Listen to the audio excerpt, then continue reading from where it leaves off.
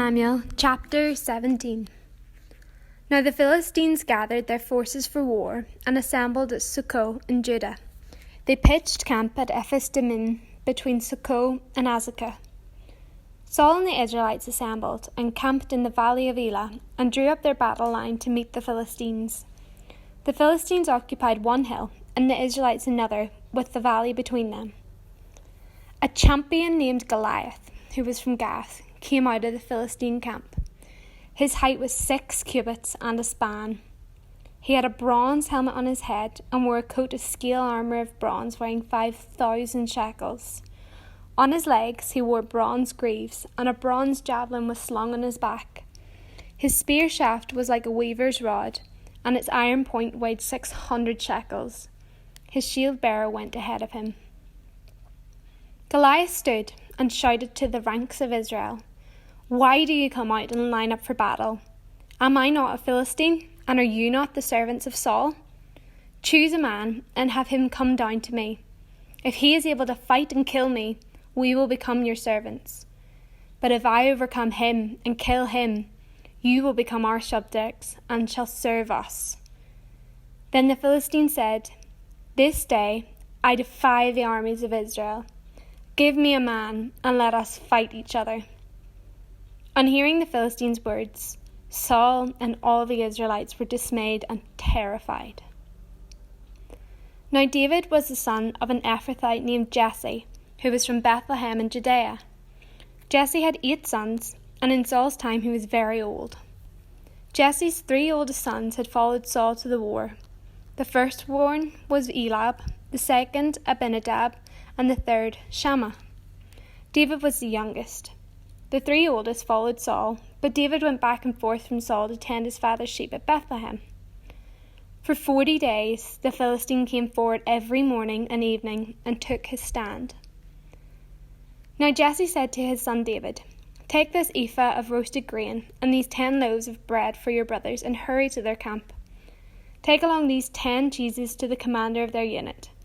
See how your brothers are, and bring back some assurance from them. There was Saul and all the men of Israel in the valley of Elah fighting against the Philistines." Early in the morning, David left the flock in the care of a shepherd, loaded up, and set out, as Jesse had directed. He reached the camp as the army was going out to its battle positions, shouting the war cry. Israel and the Philistines were drawing up their lines, facing each other. David left his things with the keeper of supplies, ran to the battle lines, and asked his brothers how they were. As he was talking with them, Goliath, the Philistine champion from Gath, stepped out from his lines and shouted his usual defiance, and David heard it.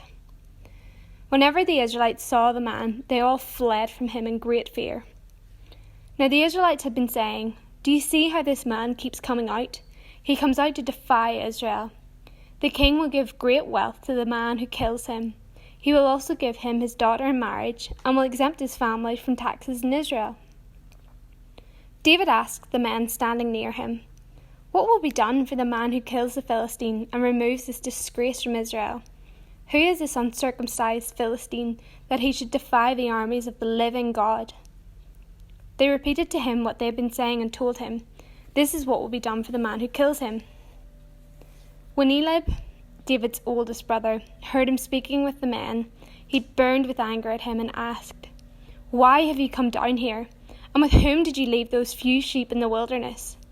I know how conceited you are, and how wicked your heart is. You came down only to watch the battle." "Now what have I done?" said David. "Can't I even speak?" He then turned away to someone else and brought up the same matter, and the men answered him as before. What David said was overheard and reported to Saul, and Saul sent for him. David said to Saul, "Let no one lose heart on account of this Philistine. Your servant will go and fight him." Saul replied, "You are not able to go out against this Philistine and fight him. You are only a young man, and he has been a warrior from his youth." But David said to Saul, "Your servant has been keeping his father's sheep. When a lion or a bear came and carried off a sheep from the flock, I went after it, struck it, and rescued the sheep from its mouth. When it turned to me, I seized it by its hair, struck it, and killed it. Your servant has killed both the lion and the bear. This uncircumcised Philistine will be like one of them, because he has defied the armies of the living God. The Lord who rescued me from the paw of the lion and the paw of the bear will rescue me from the hand of this Philistine." Saul said to David, "Go, and the Lord be with you." Then Saul dressed David in his own tunic. He put a coat of armour on him and a bronze helmet on his head. David fastened on his sword over the tunic and tried walking around, because he was not used to them. "I cannot go in these," he said to Saul, "because I am not used to them." So he took them off.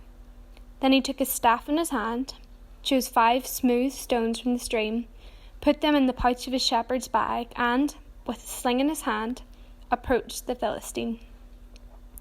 Meanwhile, the Philistine, with his shield bearer in front of him, kept coming closer to David.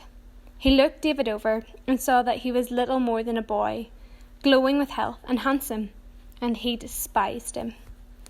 He said to David, "Am I a dog that you come at me with sticks?" And the Philistine cursed David by his gods. "Come here," he said, "and I'll give your flesh to the birds and the wild animals." David said to the Philistine, "You come against me with sword and spear and javelin, but I come against you in the name of the Lord Almighty, the God of the armies of Israel, whom you have defied. This day the Lord will deliver you into my hands, and I'll strike you down and cut off your head. This very day I will give the carcasses of the Philistine army to the birds and the wild animals, and the whole world will know that there is a God in Israel. All those gathered here will know that it is not by the sword or spear that the Lord saves, for the battle is the Lord's, and he will give all of you into our hands." As the Philistine moved closer to attack him, David ran quickly toward the battle line to meet him. Reaching into his bag and taking out a stone, he slung it and struck the Philistine on the forehead.